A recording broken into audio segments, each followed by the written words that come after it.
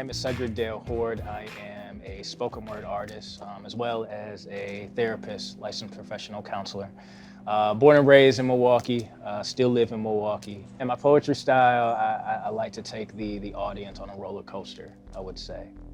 So if you think of a roller coaster, how it kind of has this slow kind of build up. As soon as it gets to the top, it's like this big kind of rush, and you don't know what's going to come at you, twists and turns. I really like to have that rhythm in my poetry, just because I think it keeps the audience engaged. And I think it's just a creative way of being able to communicate a message. The poem I'm gonna share with you all today is a poem entitled Dear Poetry.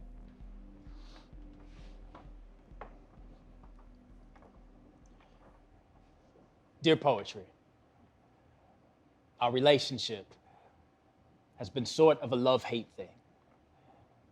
It's been a seesaw of liberation and rejection, a tennis match between peace and resentment, a tug of war between the sweet sound of God's assurance and the never-ending quest of earning others' acceptance. See, happy were those days when I would write poetry and not be concerned about who would know me.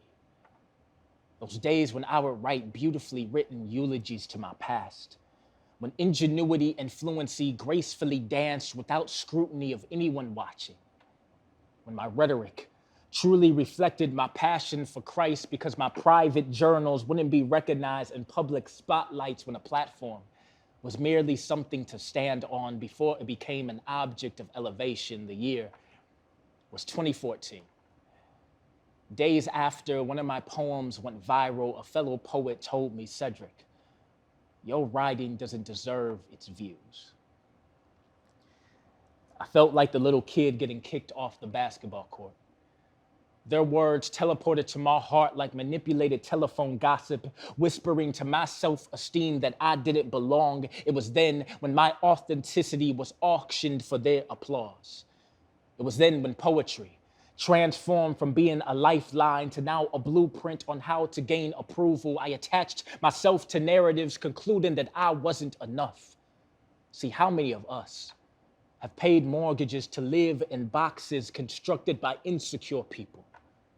How many times have you allowed the expectations of others to sign leases in your heart only for your authenticity to vacate the premises? People pleasing perverts perceptions of purpose, pursuits of popularity, pickpockets peace, rejections, reality restricts resilience. Crazy how criticism clouds clarity so we can't comprehend our calling. For too long I fought too hard to be carved on people's Mount Rushmores when my God is the one that can move mountains. So artist, creative, this is a reminder that the moment your trembling hands dared to touch a pen was evidence that you were worth listening to, and the moment your breath mustered the courage to crescendo from a mic was evidence that your story was worth telling, and the moment they heard you is when they saw hope as their mirror that said they could make it too. See, your gift is not a mask, it is a lens to help others see, even if some fail to see you. How many of us have fallen deaf to the sound of God's promises only to press play to the soundtracks of people's opinions? See, I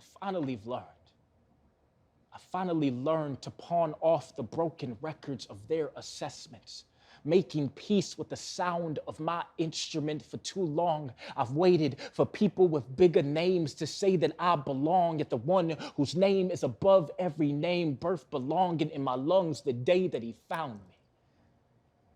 And these lungs have finally made friends with its creator.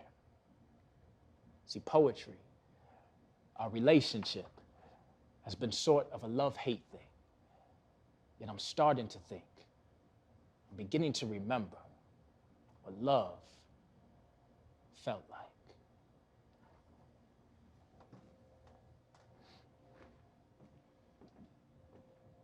With me being a therapist, I like to try to get to the core of maybe deeper things that people don't usually talk about. And I think with poetry, it's more digestible for the listener. It's more digestible for those to, talk about things related to mental health, emotional health, addiction, you name it.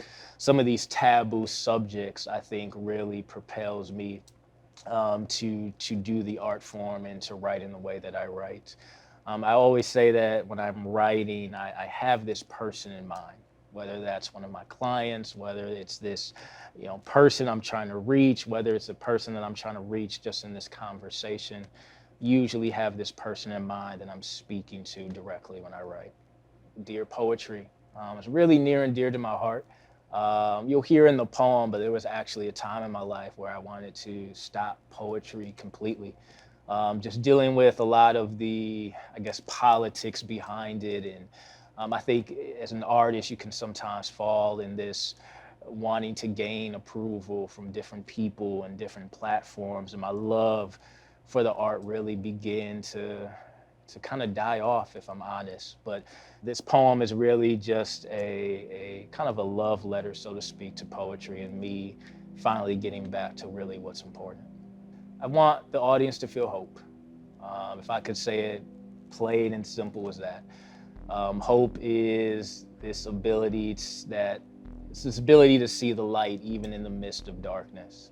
It's to say that, hey, my circumstances are difficult. My circumstance may not be able to change in this one moment. But hearing this piece today, it gave me a little bit of hope. It allowed me to see the light in the midst of my dark situation. So if I'm able to do that, if the audience is able to leave with a glimpse of hope, a glimpse of perspective, and I feel like I've done my job as an artist.